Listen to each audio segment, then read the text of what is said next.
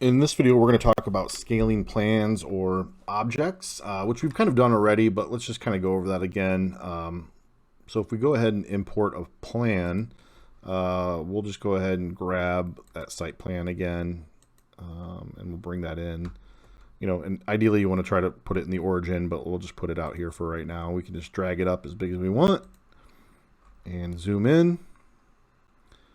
And if we hit the S button, it's going to give us some options here, some things to drag. We can drag it this way. We can get it a little like this, or we can bring it back out. We're going to go ahead and kind of get it back to where it was at.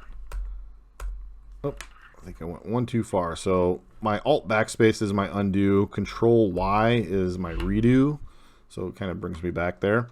But yeah, scaling, super easy. You can use the tape measure tool to do it. But remember, once you just use a tape measure tool, it's going to scale everything in your model. It's going to ask you that. So if I wanted to find the scale, hit the line, bring it on the way over here, hit our next point and type in 32 feet. Do you want to resize the model? We don't want to do that because that's why that Ruby scale sketch tool is really great for this. So we can just get everything lined up properly, bring this over 32 feet. And that should do it. And if we use our tape measure to double check everything, our measurement here is 125 from this point all the way over. And I think we actually need to go right to this point. I was going to here before, but this is our next spot. So, we're super close if we look here.